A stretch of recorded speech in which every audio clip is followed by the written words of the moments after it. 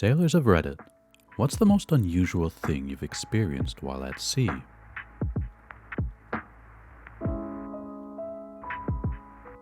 When the water is dead flat and the sky is clear, at night, it's really possible to get completely disoriented and fall in. You can't tell where the water begins and the sky ends, so you always keep your hands on the lifeline. That's what did it for me as a kid and has resulted in my lifelong fascination with the ocean. My first early morning fishing trip with my uncles and grandpa on a sports fisher. My first trip out into the ocean. We got up around 0300 to get the boat and bait ready and made our way out about 30 miles offshore into the Gulf of Mexico. When the pitch black of night started to fade into the cerulean blue of the pre-dawn sky matched and practically mirrored the stillness and color of the water, I felt small and lost in how endless the world was. It's weird to say, but it was like I was in a snow globe, which, technically, I was. We were sailing, 330-foot ship, from the North Sea to West Africa. I was off shift and sleeping. I woke up and for some reason decided to go up to the bridge, which is something I usually never did when I could be sleeping or eating. It was night, so all the lights were off on the bridge, save for a few red ones, and I noticed how bright it was outside. I went over to starboard, and the fucking white cliffs of Dover were completely illuminated by a full moon. Just beaming moonlight. It was one of the most amazing things I've ever seen. Of course, the mate on duty was English and was nonchalantly like, "Yeah, that's Dover." This one isn't me, but a Welsh guy I met in the Caribbean. He had done a few transatlantic trips in a small sailboat, so had tons of ocean experience. A big storm caught him, with huge rolling waves. He decided to heave to ride it out, basically using your sail and the rudder to put the brakes on and give yourself a smoother ride. He was in the cockpit and was riding up one of the bigger waves. The next part is wild. He swears to God on his grandmother's grave that a giant whale just below the surface cruised up the wave beside him and just stared straight at him. He describes looking into this animal's huge eyeball, just looking back at him for what was probably a couple seconds, but he said it felt like minutes, from a few feet away. He's never lied or really even exaggerated otherwise, so I believe him. Can you imagine seeing that? Sometimes I really miss being at sea. I was sailing off the coast of the big island in Hawaii in February. We were mostly interested in fishing since the wind had died down. There were no other boats around that were visible, and it was a very calm and peaceful day. Now, often you'll see humpback whales breaching in February, and you can also hear them singing if you are underwater. That is cool enough, but this encounter was awesome. I was baiting a hook, and suddenly on the starboard side of the boat, a pod of about 20 melonhead whales comes up right beside the boat, and they just start staring us down.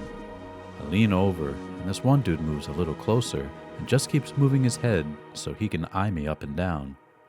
They all just kept staring at us with an expression of, "What the fuck are those? Ooh, interesting. Don't look like they can swim at all." They eyed us at close quarters for about 5 minutes and then just took off. The weirdest part of the encounter was the close eye contact I had with the first whale, with definitely two individuals sizing each other up. Best part of the whole day. I had a similar experience with a juvenile humpback whale, just drifting along, cleaning deck, and all of a sudden he pops up next to the boat, just staring at us. Close enough that I was able to scratch the barnacles on his head with my deck brush. Technically, I'm pretty sure it's illegal to even touch them, but he was so close and lingered for so long that I couldn't resist. He just watched us for a good 20 minutes while we cleaned up. If we moved to the other side of the boat and he couldn't see us, he would submerge and then pop up on the other side and continue watching. There's something otherworldly about making eye contact with a freaking whale, being close enough to smell his breath, and get sprayed by the mist as it exhales. I'll never forget it.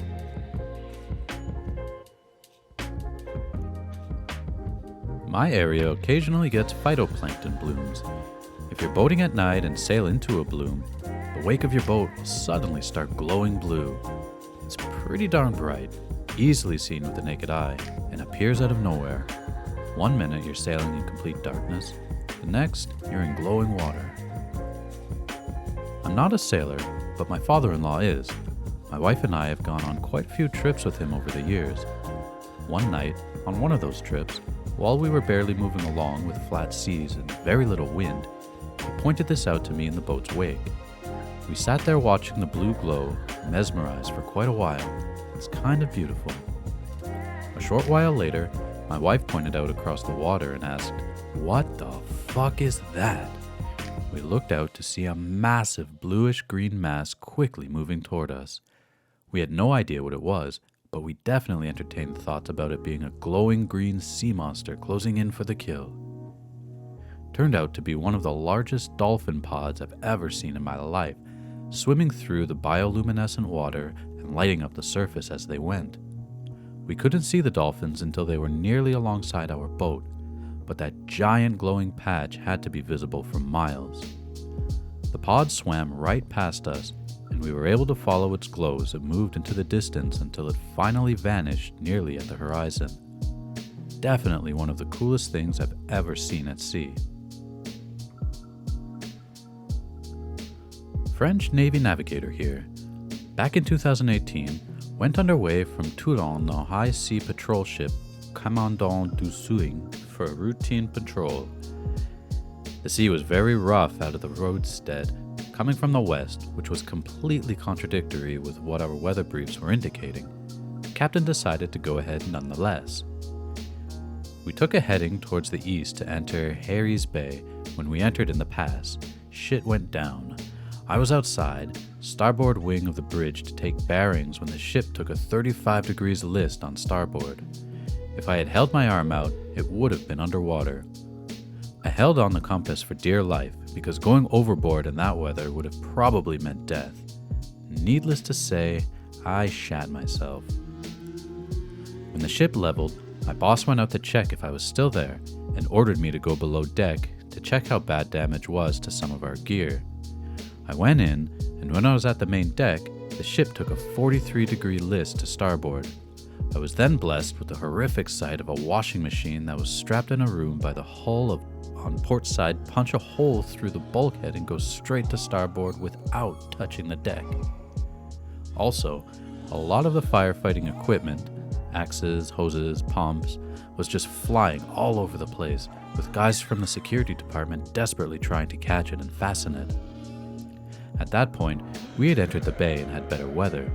We had lost electricity in the bridge and CIC, so the captain decided to wait in the bay for the weather to calm down. When it did the next day, we pulled back into port for repairs. This little escapade resulted in 2 guys having broken limbs, the electrical network of the bridge and CIC being badly damaged. The guys that were supposed to strap down shit didn't do it correctly and got punished. And for me, a reminder of my mortality.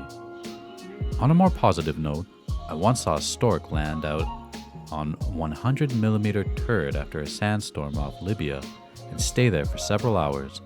Also, we had a couple of sperm whales with a calf swimming alongside for almost a day off Ivory Coast. When you see that kind of stuff, it doesn't matter if you are 3 months in or 20 years in, you feel like a kid again.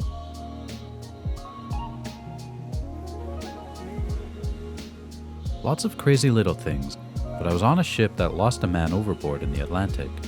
Reports were that a lifesaver was thrown immediately after he fell in.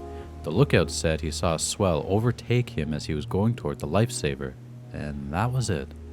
We searched for hours, never seeing a single sign. Searchlights in the water, dark shapes swimming past them, makes you realize how small we are in nature. Still think about it to this day.